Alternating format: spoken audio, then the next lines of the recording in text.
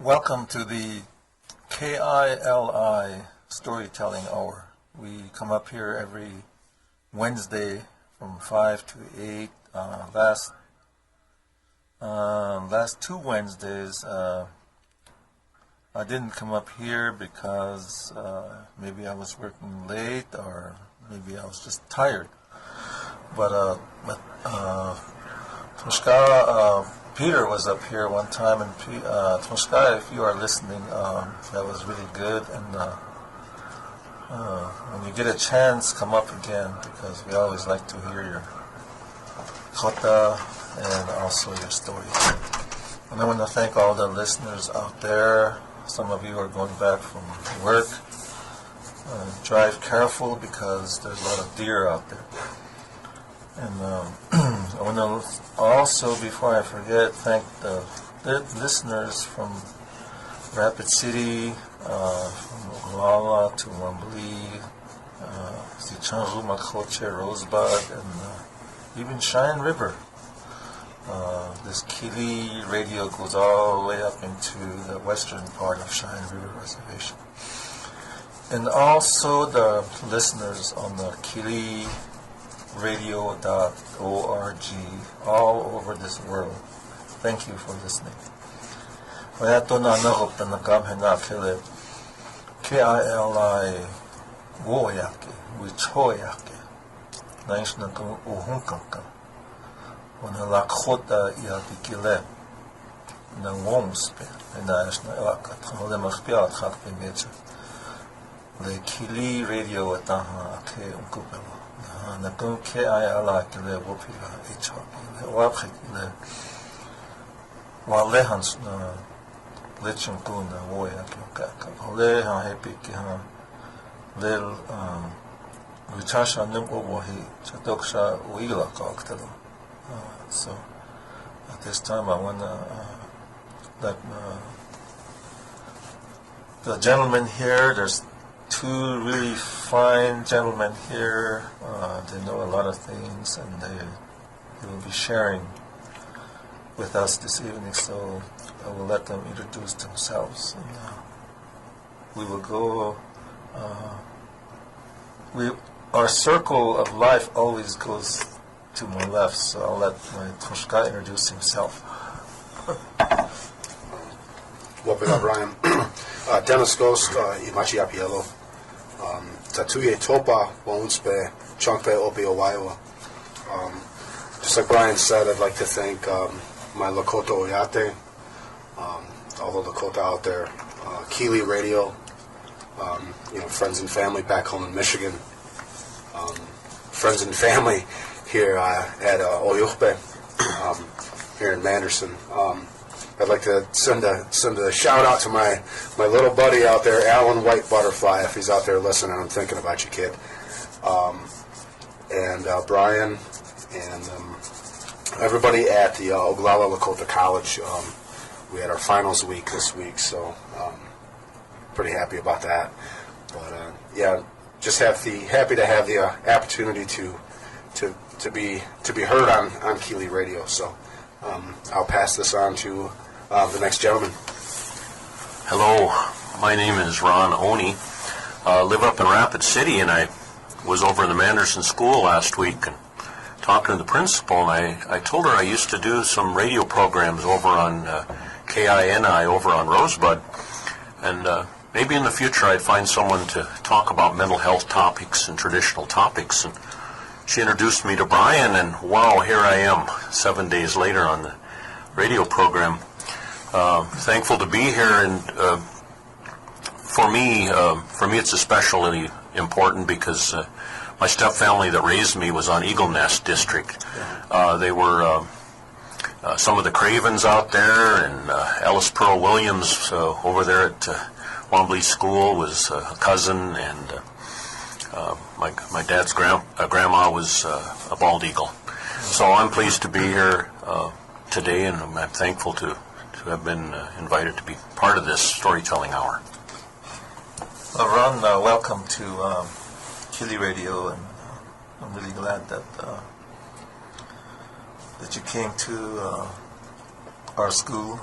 And, that you're up here with us this evening. Yes, I'm glad to be share here. your thoughts. And before we get into our thoughts with Ron here, I would like to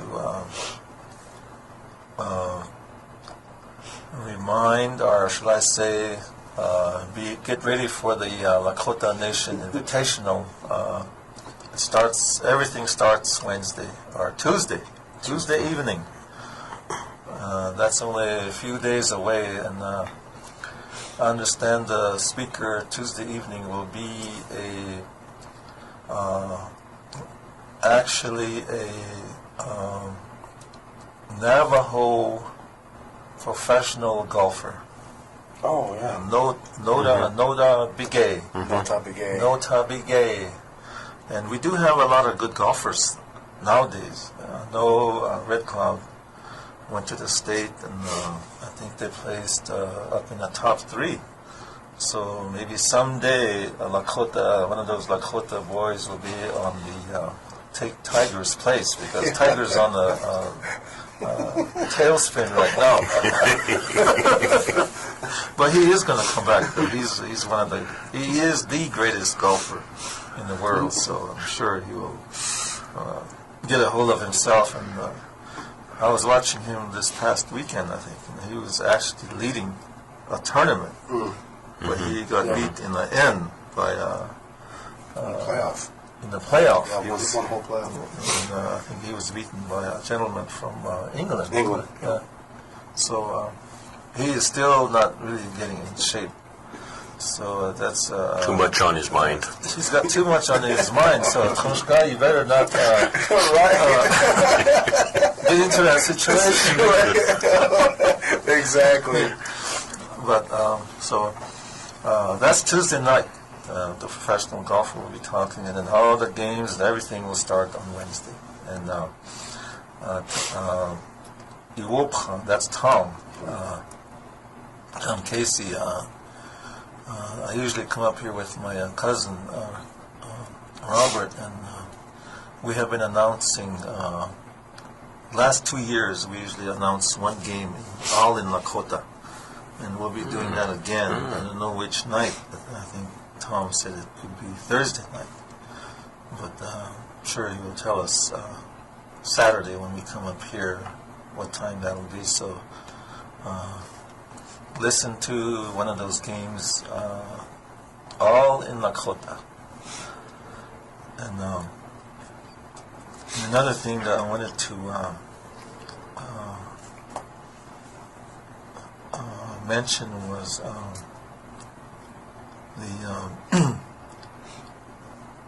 there's a story on Warshkate, but I wanted to share that with all of you. But before we leave tonight, it's a real short story on Warshkate. It's a game. The Lakota Oyate, they have games, and since we're getting into that those games next week, I will tell that story. Do you have anything that you wanted to share with us at this time? Or?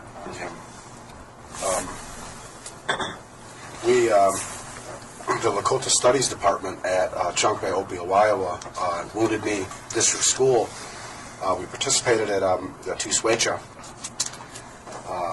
up in Rapid a couple weeks ago, and we gave a really, really good presentation.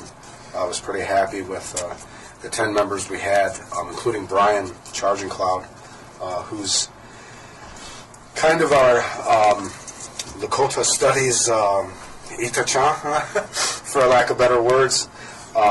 He's guiding us through our cultural immersion at Wounded Knee, and I know we've talked about this before, how important this really is. We had a great turnout at our presentation. We've started cultural immersion K and 1 at kindergarten, first grade at Wounded Knee, and we're starting to see some differences, but we also know that we have to. Brian and I were talking about this earlier. Fortitude. That we know that these children will not be able to be fluent speakers overnight, but we can't ever let ourselves get to that point where we just throw our hands up in the air and say, I'm done. We're, as Lakota people, that's not in us. That's one of our virtues is fortitude, where we will keep going. We can't wait for anybody else to dictate what we do or anything like that. We have to move on our own. And I really seen that, the dedication with the Lakota Studies Department, Babette Thin Elk, Roberta Spencer, Catherine Looking Elk, Brian, how dedicated, how dedicated these individuals are to making sure that this Lakota language does not fade away, especially at Wounded Knee. I know that for a fact, that I know that they will produce fluent Lakota speakers, and that makes me, even me being an older gentleman myself, that it gives me even more drive to learn this, to learn the Lakota language, because it is part of me. It's part of these kids. It's part of us as a culture that I'm just extremely proud when we went to Tuswecha. Everybody seemed to have answers for everything that we were doing. So this isn't like a fly-by-the-seat-of-your-pants operation. I understand that, and that's what, everything is in place. We have certain rules and guidelines and steps that are in place, that we are taking these steps one step at a time, and we're getting it done. That really struck me today when Brian, when you were talking about our newsletter, what we were talking about with this cultural immersion and what we're trying to get done. What we are getting done, not trying, but what we are getting done, is the fortitude. That really, that strikes me. That strikes me pretty, in a profound way. That I had my Lakota Language 1 final today. And I learned some words, phrases, and it kind of whetted my appetite for more. And I think that's what's happening with these kids, that the people are in place, the right people are in place. Marnie Whitewolf, our Itacha at Wounded Knee, our principal, our leader, she's put the right people in the right place. And we had our panel and our group of people that spoke at Tuswecha. Absolutely great people that can, get the job that, the task that we're trying to do to get this done. So, and I also went to a suicide prevention 2-day seminar while I was up there, and we all know the status of that here. And I don't want to, try to get into too many things, but I see that the suicide prevention is pretty important here. So, within our school and within our school district, that I'm going to try, myself to be more actively involved with that. It was a Cheyenne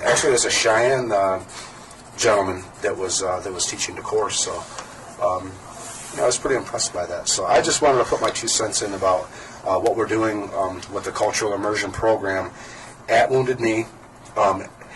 If anybody has any input, out there in KILI radio land, that is interested in what we're doing at Wounded Knee, please come see myself or any staff there at the school. If you have any questions, call, email. Stop by the school. If you have anything to add, offer, suggest, we're open to everything. We're not too proud to say no. So most definitely. But I just wanted to say that I'm really proud of the cultural immersion program. Tell those parents to get involved. Yeah, especially we were talking about that at home. If there's Lakota-speaking individuals in the home, to share more with the children, share more with your neighbor. You share, try to speak the Lakota language, as much as possible, because I've learned that even myself. I went home for Thanksgiving. Obviously, there's no Lakota speakers there, so I was kind of lost, just reading things out of my book. I was lost a little bit, but not being able to, even converse just a little bit with what little I have. That's really important. So, if anybody's out there listening, those of you that are, speak Lakota. That's really, that's the only way that it's going to survive. Yep. So, all right, thank you very much. I mean, like,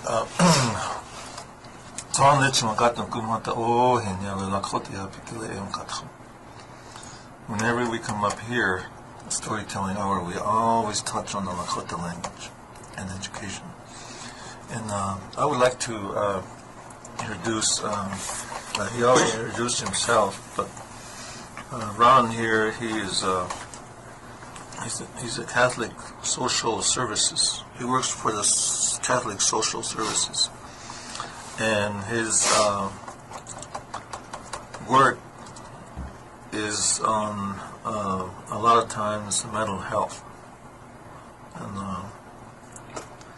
like Toshka Dennis just mentioned,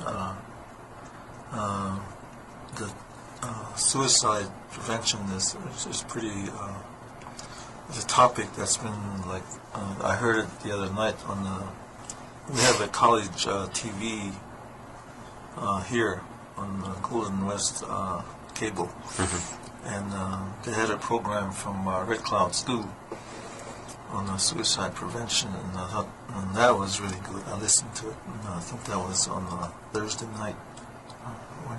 Thursday night. And the other night, last night at the inauguration, Dennis and I had a chance to, just before the inauguration, it was supposed to start at 1 o'clock, and at 12:30 we were doing some final touch-ups on the stage, and the president, John Yellowbird Steele, was right there. We shook our hands, and he touched on it. He said he's going to put the children first, children welfare and education, the communities and the elders, and I think he mentioned suicide. Yes. So I think we're going to have a real good. He's going to be really pushing these prevention of suicides or more information on that, and then helping the elders make sure that winter's coming now, so that we make sure that they have fuel, food, and welfare. So I'll let Ron see what you bring up. You bring up some very important topics, and all the things we've talked about are interconnected today. Yes. One of my tasks as our agency has a contract with IHS to meet with people that end up in the Rapid City Regional West Psychiatric Unit, that have wanted to leave. And it's a very sad thing to meet with children that have wanted to leave. I visit with these kids, and they don't seem to be connected well. They don't seem to know who they are, where they belong sometimes. And I think that immersion program you spoke about is part of that, to remember who they are and where their heart is at. And, somebody might say, well, what in the world does learning Lakota have to do with suicide? But it's getting your identity, knowing where your heart comes from. And all the time I'm meeting with people that say, well, we need to do something about these behaviors, these gang behaviors, these drinking behaviors, or whatever in our kids. But if we go back to the cultural values, then you will know who you are, and you'll know where your heart came from, and you'll know what it is to be a human being. So these are all tied together, and I I've known some family members from a gentleman named Sidney Keith, who's he's no longer, he's gone on, a Cheyenne River fella. And Sidney used to do a lot of writing, and he was a good writer. He talked about the tradition of a mother at about age 4 would start to divert her eyes from the male babies traditionally, because he didn't, that power of the female didn't want to be pulled into that boy baby, because he had a role to take on as a male later. But I don't know that our children have enough of that eye contact anymore. You know, to be bonded with the human being, with those little ones, it's so critical. You have the connection of eyes of love into a child's eyes. And anytime we get distracted as young adults trying to raise children by we're out on the party circuit and we've left our kids, they're not getting that connection to the adults. And that's so important. And it's not just the elderly that give that connection, it's the young people that have to have that connection to those little ones. So maybe I'm digressing here, Brian, but these are just some thoughts that these are tied together. I think that the connection, that in the Lakota language, now you mentioned that the language and connects us with, you're absolutely right when you said that we know who we are, we know where we come from, and that those words I hear it all the time when I go to these Lakota language meetings, and the other one is like this connection. Today we call it O'unchokcha in the Lakota language. It's a different life. Okay, we have our way of life changed, and so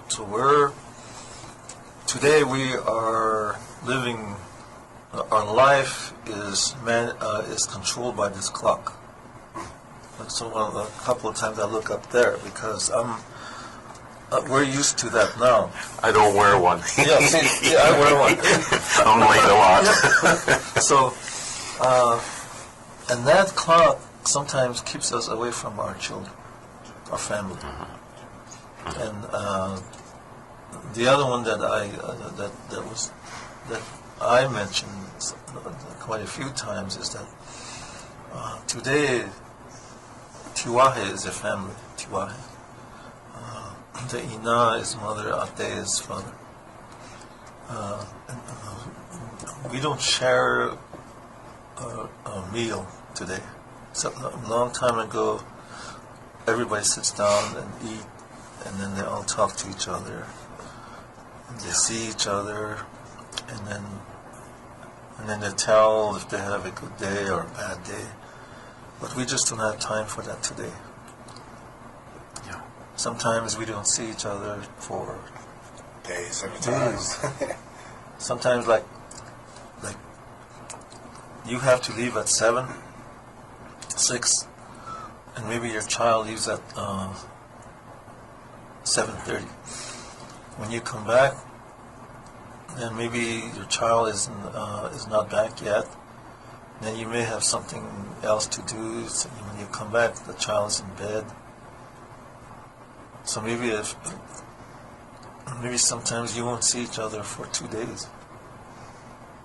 But how's the child to know who they are and where they've come from? That's where they get disconnected. Yeah.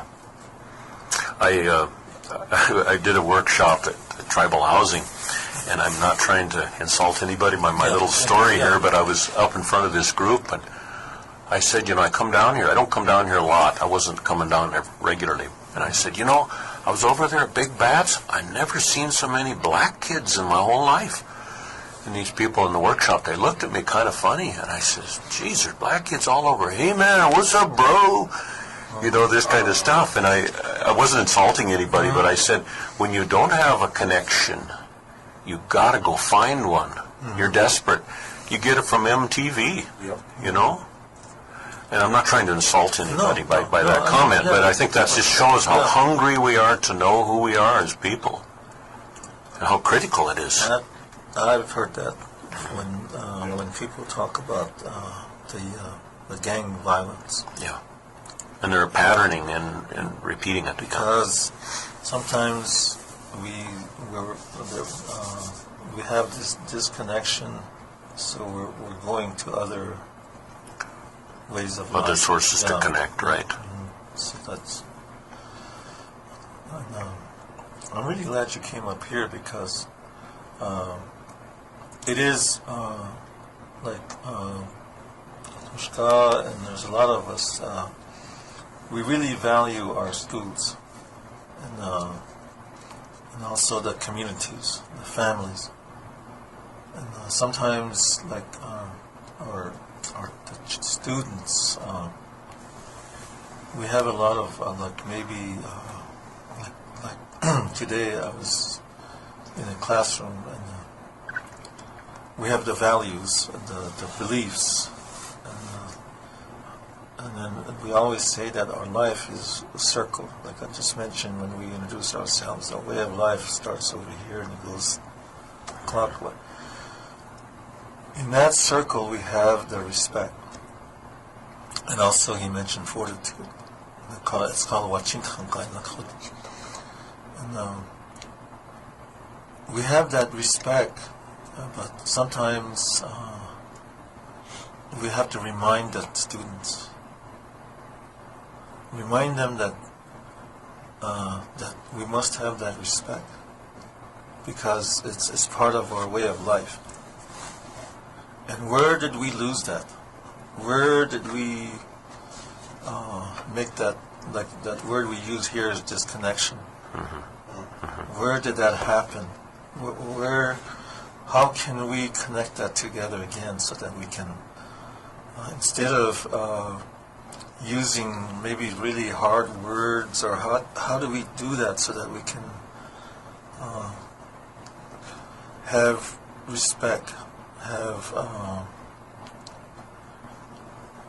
so we run into that sometimes daily, but we just have to work at it, and that's where the parents come in.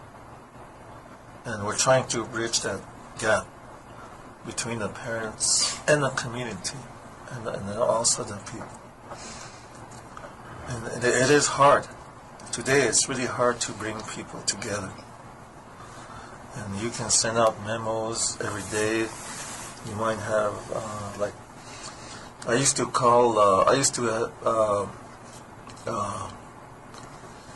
in my work, whether I was at the college for a while, now I'm here at the school, and before the college I was at another school.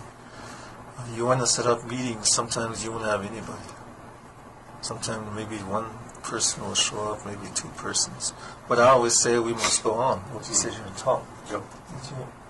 How about you, Toshka? What do you see in that, bringing people together? That was the thing, was we have a Lakota Studies group meeting, Lakota Studies group from Wounded Knee. And, I looked around that last meeting we had last Thursday. Yeah. There was almost 10 of us in there. At first I just thought, well, it'd probably be just me, Brian, and somebody else that's truly interested. But the thing is, we didn't get the memo out. So, short notice, of course, people aren't going to be there. But, I do expect more people to come to these meetings, other than just staff. Because I know there's other people out there that are interested. On their, just on their own accord, whether they have children in the school, because everybody has a relative, a nephew or a niece at the school. We all know that. To have an interest. Like I said before, that there are dedicated people, but dedicated. Not just staff members, community members. And once we talked about that before, about bridging community and school. how exactly we do this, other than just bingo or giveaways or something like that. And I really think that this Lakota Studies group, that may be the bridge. Just other than seeing people at bingo or a wake, or something along those lines. And I really do think that this the Lakota Studies will be the bridge across the families and the school. Once these kids start making strides in the cultural immersion, that they'll become more interested. And that's pretty much my take on that. But I see you have something written down there. A lot of time, whenever we do the storytelling, and then whenever we get into the language, the reasons for that immersion. I mean, there's one of the. It's not a reason, but when we do that immersion, these students will talk two languages. They will talk the Lakota language, which is my first language, and then the English language. And when you speak two languages, then according to research, you build a character. Gain. And then you gain another soul. And it shows in your education too, in school. Sometimes they have, like I talked to this gentleman up in Blackfeet. You mentioned Blackfeet. He's going to tell a Blackfeet story. So I went up there and talked to this gentleman. His name is Daryl Kipp. He has an immersion project up there. It's called Pagan or Institute. Mm-hmm. And he said that he actually has paperwork that shows that these students are doing well ahead of other students that are not immersion students. So there's one actual immersion that shows that the students that went through immersion style teaching get better grades and have better character and a better citizen and make good choices. So I'm really proud of this, the school board, and the people that decided to get into this project. So that's one thing, and then the other thing that Dennis mentioned was how do you bring people together to support our project? And that's do we have bingos? Do we have giveaways? Maybe that'll work. So, what is your take on it? I think, Brian, that I don't know. This is just the way my brain works. But when I look at something good that it seems like it needs to be put into place, I always wonder what the obstacles are to getting that change to happen. And I think there's a lot of things that can distract us, a lot of things that have led to a lot of selfishness in all of us, and I'm putting myself in that place also. I like listening to Gene Thin Elk over there from Vermilion when he talks about the culture used to be we-go, and now it seems like it's becoming more ego, more of the selfishness, a selfishness that won't reach out to children, won't reach out to offer to the community, to the school, to the elderly. Yes. And then, again, that sounds good. Well, let's not be so selfish. But I always, again, say, what's the obstacle to that? I hope you invite me back sometime. I'd like to talk about addiction dynamics and how it leads to selfishness. Oh, you're welcome. So sometime I'll come back and we'll talk about that topic. Yeah. But I think that's one of the things that has made this so hard to make connection. We've got families that are stressed and overloaded. It's hard to have the energy to raise your head up some days, you know. And so I don't know. I think we've gotten to a lot of selfishness, and there's a lot of reasons why that has occurred.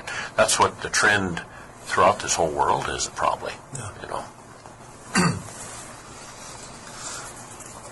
Now, you have any more? Anything? That one there, I don't know how to answer that. Sometimes,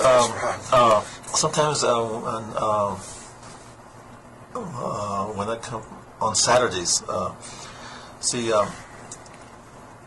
Lakota people, we are humorous people. So when we get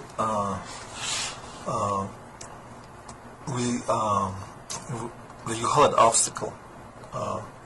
When we do get like an obstacle, or when you talk about something that's really hard to answer, then I always tell my cousin, I'm going to skirt that today.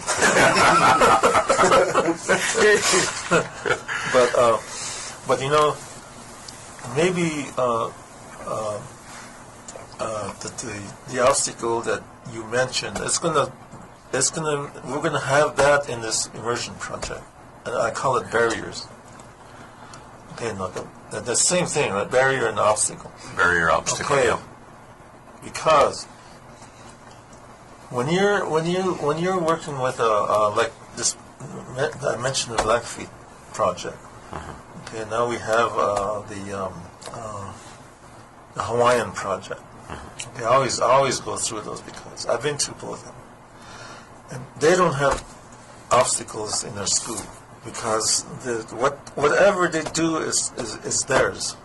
That building is theirs. And the money, the mazaska, it's theirs. They can use it however they want to. Now, in our situation, because we get our monies from the federal government and the grant, then when they give it to you, there's a string attached to it, just like a fish line. So you do this or else you won't get any more. Or you do it like this or we'll cut you off. So now we're going to have to walk a fine line. Does it feel good to be a caught fish? That's the question. Right. Well, we still continue though. So now you're talking about the importance of accomplishing something ourselves. Yes. You know? And that's good for us. Yeah. You correct me on this. Someone told me once that there's no Lakota word for boredom originally, because the industriousness of Lakotas has always been there. Yeah. Yeah. It's not. So we will have that word obstacle. We will have that word barrier. And so we got to think, it's not so much an obstacle, it's a challenge, huh? It's a challenge. Yeah, it's a challenge. It's like I think Hurdle. Scott Dennis mentioned that it's a challenge, and when we have that challenge, it gives us that extra energy, and we must always work together. We must always look around, not in one direction. And the words that I always use up here on this show is perseverance. Perseverance. And commitment. Yeah. And use these two ears on the side of our head. That's we should be listening at least twice as much as this mouth that goes off, right? Oh, yes. So we need to listen to each other. Yes. Yeah. Yep. Exactly. Yep. So those words are always mentioned on this show. That's perseverance and commitment. When you don't have that, then whatever, I always say this in Lakota, if you don't have these, then whatever you do, it's going to be weak, or you probably won't even accomplish it. So we stand on those two words. What do you take on that? You know, one of the callers asked for our comments of of some of our elderly have really significant health problems. And what can they do when they don't know how to go on? You know, it goes back a full circle to what we were talking about, a relationship. You know, some of their relatives, Tekojas, you know, where are they at? But, you know, relationship comes in lots of forms, and it's one thing to have I love to have my daughter visit, my son visit, my nieces, nephews, my grandkids. What do I do when I'm alone in my own heart? I'm still in relationship with my spiritual world and all of creation. And I think sometimes we forget that, and especially when we're in pain and we've got the stress bearing down on us, it makes us forget anything other than that pain. Because, you know, when the health problems are taking us down. So we go back to some of our spiritual teachings and our spiritual truths that we are connected. And I imagine that gets discussed on this program. But to me, that's the first resort and the last resort. That's the first resort, is to know that we're spiritually connected with everything. And it's also my last resort when I seem like I've run out of connections. I've still got to remember that I'm connected, that I'm in relationship, you know.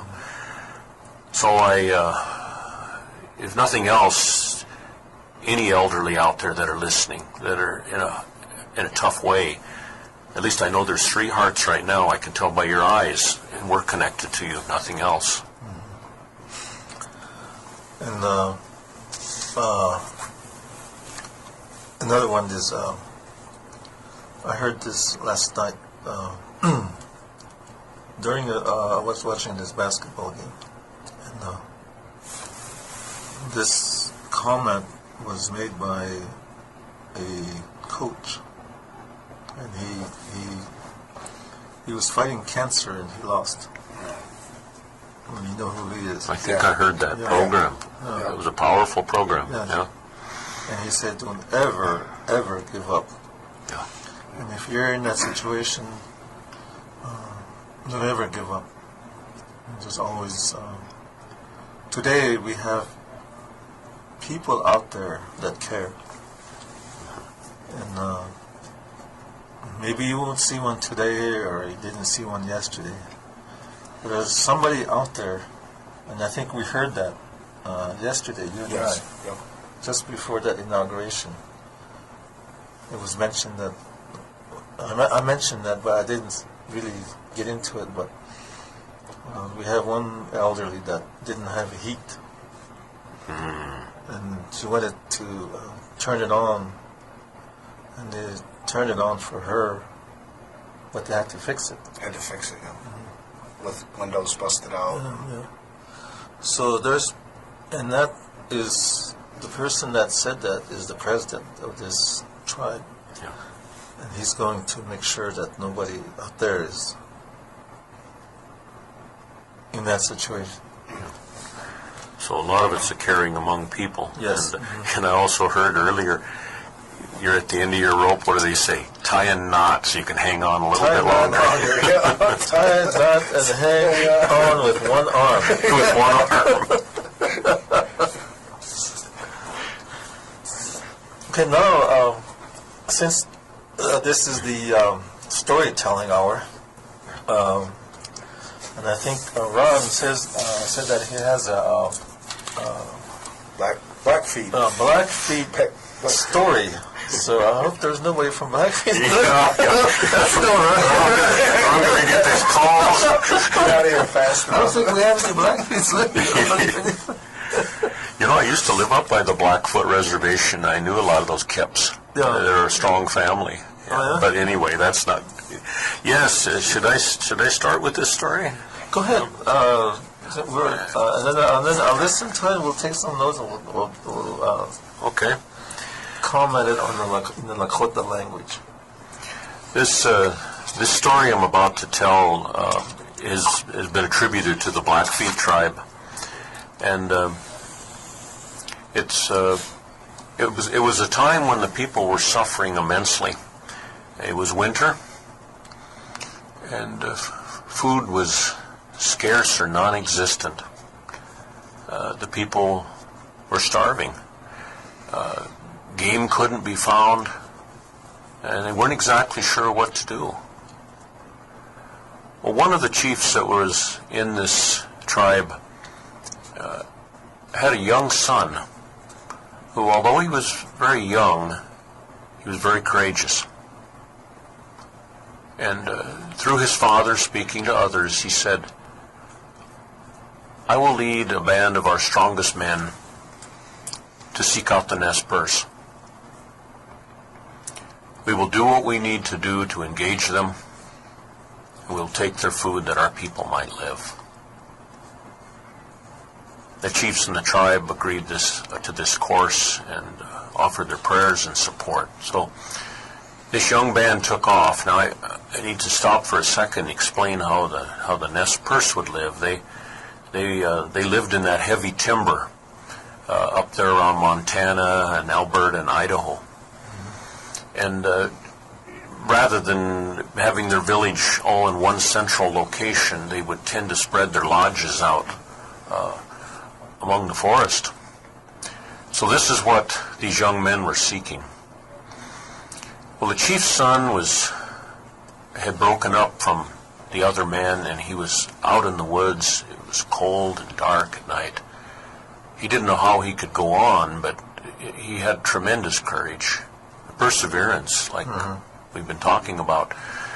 He kept looking and seeking around the different tall trees, and he caught a little glimmer of light, and he snuck up as carefully as he was able to, and here was a lodge of the Nez Perce. He'd run across their village, and he went to take a peek inside this lodge through this crack where he'd seen this light. And there inside this lodge, a lodge that was very warm and had many furs, was this young couple, obviously very much in love, sitting there contented. And then he noticed that around the fire there was a little toddler, just a little guy, and he was toddling around the fire, and on the fire was a pot of soup. And this little guy had a spoon in his hand, and he'd toddle around this fire, and he'd mix that soup up, and he would kind of jabber, and then he would toddle around some more. And this young mother and father watched him.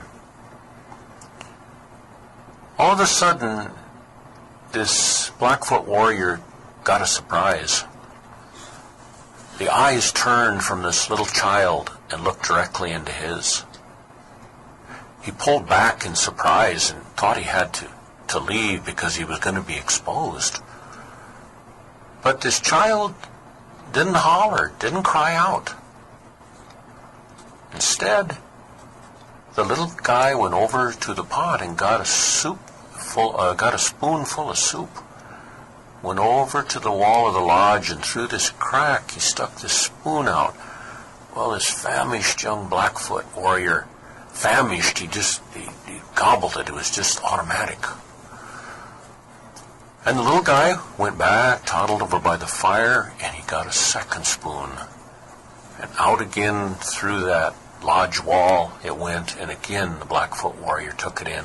This happened a number of times, and finally it was too much. He knew he would be exposed, so the young Blackfoot pulled away and started running back through the forest to find his companions, to find the others in his tribe, that they could descend upon this village and do what they had to do that their people might live. But on the way back, he got to thinking. What kind of a child is it that somehow would feed even his enemy? He knew what he had to do, and so he stopped in his tracks. He turned around and he went back to that lodge. He burst into the lodge, and naturally he's got the paint on that the Blackfoot would wear. Well, this young father in the lodge jumps up to grab his lance to defend his family. But through hand signs and gestures, the Blackfoot explained to this Nez Perce young man that he had his warriors in the area, and they were coming down upon this village. and that many people would be hurt. But it was very important that this young Nez Perce man take his wife, take his child, go deeper in the forest that this child might be protected. The young Nez Perce man looked at his woman, and they nodded, and they knew that was right. So they gathered up what clothes they needed, bundled their child up, and went deeper into the forest to escape the battle. The Blackfoot warrior then took off, went back to get his men. But all the while he was walking, the only thing he could remember were these eyes that had pierced him. And he thought how much the world needs people with such compassion that they would feed even their enemy. And he knew this young child would grow up to be a great leader. Maybe at this time of year, when the Christmas story is told with a young child, a child that loves creation, maybe that's why this story is so important this time of year. But how we all need a leader like that. Yeah. Who would feed out of his own self the people, even the enemies. There's lots of ways that can be done, but that's the story, Brian, that I've been told that the Blackfeet would tell. We try to go tell around the Lakota or Black the Tohawaki. The Wayaki Hitchon Yukchamakan, which are shown the Sihasapa. Sihasapa is the Blackfeet nation. Sihasapa Kilinawaton wait in each other. Akicha is starving. When you call Michashi Tancham Kile, Tancha is the chief. Michashi Tancham. Michashi Tancham Kile Shilama. Ukiaka. Awanata Utecha. The Nez Perce. Hetokish Lakota Elslovash. I don't know how to say that in Lakota. Nez Perce. Nez Perce. Rechalon. And I ye wait till they have such a. So, Sluggle check to check. So, Hetchayan, Halena, wait, what you have. The yarn wait, we chuck you. Manashnakun, we chucked it. Say, yeah. Watoha ihuni being called the chunshoke, that's tall trees. It'll teep you on head. Teep you on hancha wanali huni. Naha eli huni na aircasting. Tiwahi wankap. Ina na te na hukshichalo. Tamali la ukate.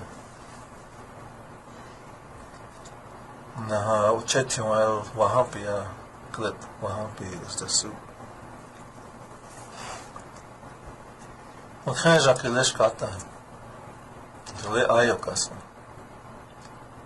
Natoki ayo chakas imaha wakhan jakile toki unshilak.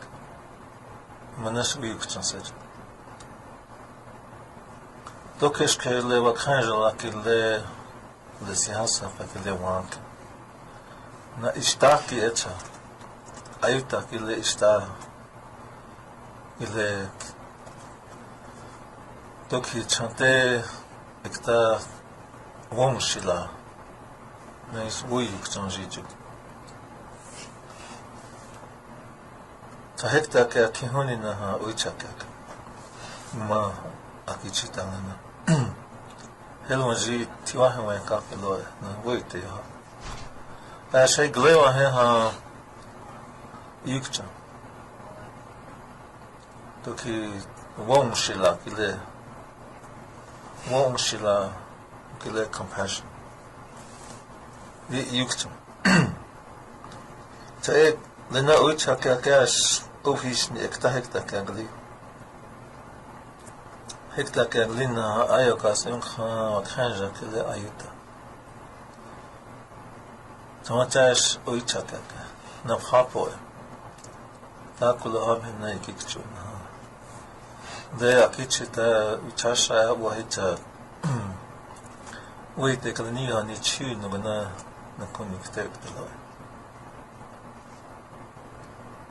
So the spurs which are shakale yukchan hedged. That could you have any kicks to the casual killer kicks to the hop. That's the chasha killer. Ohaka Pixia.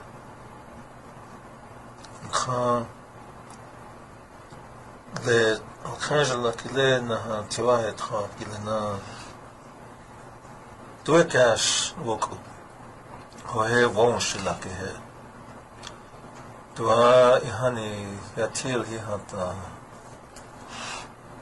Tiopa the Hana Yotash Wonaka Pihata Waku. He to say, Yahanke, Wong Shilla, Makaja Keliotas Unshilak, Ohel Wong Shilla, Elkilehi. Child Walehan Wanale, Wanikia Trumpi and Better, that's Christmas. Wanikia Trumpi, Wanikia is Trunkashila. Okay.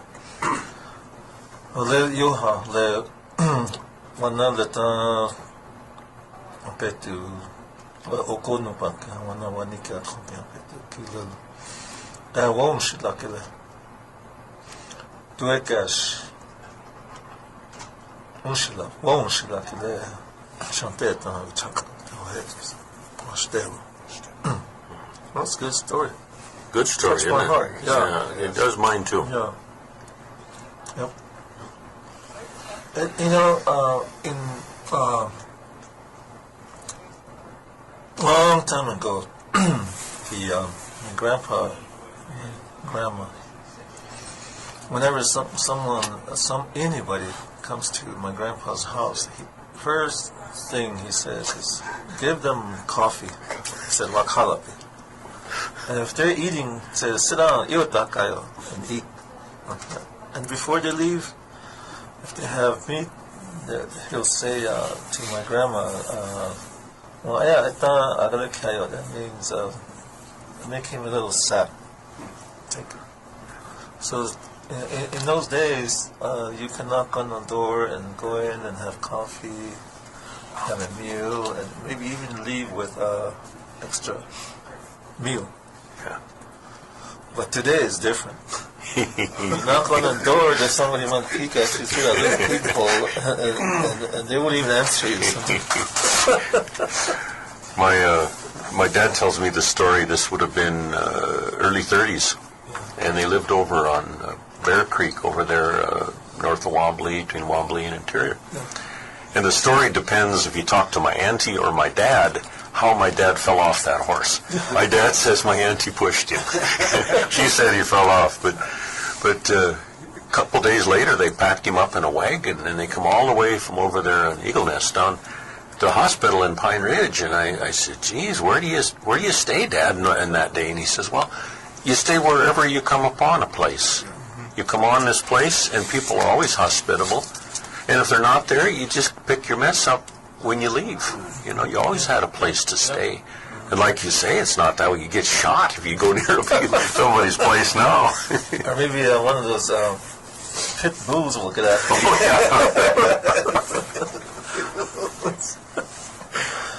You have anything you want to share? You know, I read, so I read quite a few books, whatever I can get my hands on, concerning the Lakota. I read a story similar to that, you know, within, you know, our Lakota values, you know, not really our system, but just the way that we live and who we are as a people is, not to accumulate stuff, because that stuff will start owning you, blah, blah, blah. But the story that I'd heard was kind of similar to that. But this involved a very, very, very prominent figure in our Lakota history, Tashunke Witko, which is Crazy Horse. The epitome of not keeping things, making sure that the children and the elders came first. That he gave away prized possessions just for his people, not to have standing, but to survive on a day-to-day basis. And that was not really what made him famous or anything like that, but it was that's just core values that people have. And I really do, not to get off subject or anything, but and I'm not comparing anybody here, but we got that note there that what about the elderly with health problems, and everybody knows this, that our elders and children are our most prized possessions. As Lakota Oyate, they're the most important people. One you teach, the other one you learn from. I'm middle of the road right now. I'm still learning, and I have a dual role right now, being a teacher at Wounded Knee, is that I have to learn from my elders, respect my elders, learn from these children, respect these children. And there's a lot that can come from that story. Compassion. Yeah. Compassion. That's, wow. Brian hit that. Both of you guys did. So we got that note. That disturbs me a little bit. That alone. I've known what alone feels like. It's not a very good. We all have, in some way or another. It's not a very good feeling. I sympathize with that person, but I can tell you that this gentleman that they just elected, and I know him personally. He's a veteran. I'm a veteran. And so is Brian. He's a veteran, 20-year veteran of the Navy. That I have a lot of faith in John Steele, that there will be changes coming. Whoever called and brought that up to our attention. I can give you my email address or call the hospital, or because I'm sure they have a social service. Yes. If I could get that number, call the station. I can make sure you get that number. But that's the thing, is the elders are the most, elders and children. That's, as Lakota, that's who we have to look out for. That's really my take on that. I hate to get off subject, but No, that's good. That's good. But it's really important note, and I'm glad that person. I think your point is really well taken. This elderly questions how to go on. Yeah, how to go on. Please call and give a number to the station so that we can reach out to other people that somehow can be of help. That's right. So please, they called in. Make sure your number gets up here. Yeah, call. Don't give up. Obviously, that's an important note. Don't give up, because I can tell you right now, I have faith in John Steele that there's change going to come. Yeah. And that's what he specifically said, that when Brian and I were talking to him in the middle of that gym, was elderly and children. The next 2 years he's going to dedicate himself to that. I truly believe it. I truly, truly believe it. So, and that's weird. If John was sitting here right now, he'd make sure that something got done with that note. Yeah. I believe that. So, please call the station back. Give us a number. Give us a number. Yeah. Something. We can make sure something. Because we can't forget, like I said before, we can't forget about the elders. I don't like to say elderly. The elders, because elders are our teachers too. Our elders and our children. That's an elder who called in. Call in right now. We'll make sure something happens with that. So, because that's kind of disturbing to me. So, but I think that's we've used up our time here at KILI. So, And next week, Wednesday, I will be at LNI. So, and I'm sure Baha will be over there. Yeah, I'll be over there. You'll be over there. Yeah. So, we probably won't be here next Wednesday, but the following Wednesday we will be. And you can come anytime. Well, Give us a thank you. call. Thank you for you're welcome. asking me to come up and join you. I'm really glad. These you are really came. important topics we Yes. get a chance to discuss. Yeah. And we usually have, like I said, we always touch on the language and education, and we always touch on the life, to a way of life. So I want to say thanks to all the listeners out there, and, all the way from Rapid City to Rosebud to Cheyenne River to Gordon, Rushville, Hot Springs. And before we leave, during this Christmas season, and I'm going to go around here, for myself, I will say that I was telling a story to the sixth graders today, and I told them a very short story why we have Christmas, and I told them about the star. A long time ago, there was a star, and then there was some people that followed that, where that star was, the shepherds and the wise men, the angels. And there was a baby in a manger. It was a barn. And then we went on and said, what does that Wichachpi mean? Wichachpi is a star. And they came up with, I think there was 5 words they came up with. Star is a new life. Star is beginning.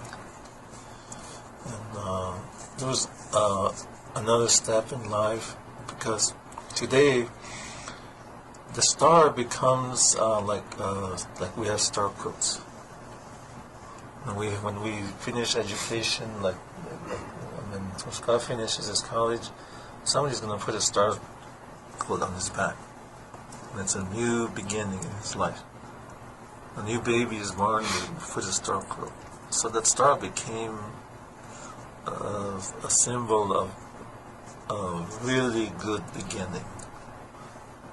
And they really enjoyed that little story. But during this time too, this word compassion comes in. Wa'unshilapo. Wa'unshilapo, that means have compassion on everybody. And it doesn't matter how big, we have gifts too for the children. It doesn't matter how big it is. One young girl, I think she was from 3rd grade, she said, what are you getting for a Christmas present? So I said, I don't know. And she said, you can make it yourself. You don't have to buy it. And that's true. That's right. You don't have to spend a dime to make them. So don't get all, what happens? Don't get all worried. Agitated, or get yourself all stressed out. That's the word. Yeah. It's some of the children. The children really want the hearts of the family. That's really what they're after, is the hearts. You mentioned that star quilt. My wonderful wife Sharon. She and I got a star quilt from her friends. I met her on the Rosebud, and from her friends on the Rosebud. And I'd never thought of it in that light, Brian, of a new start and a new beginning for her and I, with all the promise that a new beginning would bring. So this time of year really makes me grateful. Grateful for family. I think we can get where we, like you were touching upon, we get to expecting too much. Like, I got to give all these presents out, and it's going to be this wonderful, perfect, happy home. Only your one cousin comes over and he's had too much. But you can't let that distract you from the time of the year. You be grateful for all your family that you got around. You must know my cousin. So share a good last comments. Once again, I'd like to say thank you to KILI for having me on. I really appreciate that. It's a wonderful thing when your voice can be heard in any medium, over the radio with a friend, elder, child. I'd like to thank Takashila for making me Lakota, giving me this gift, and I try to do my best every day. So, and the Lakota people out there, I am proud to be Lakota, and I am proud to continue to learn my language. It's a gift to me. It's a responsibility to carry it on, and I'd like to say hi to all the people out there in Oyukpe. Everybody at Chunkpay, Opio, Waiwa, and my friends and family back home in Michigan. Thank you. Again, one more time, thank you for you two letting me be up here and tell my story, and I enjoyed that story, and I hope I can come back and discuss some other topics. Anytime. Yeah, thank you. Oh, yeah.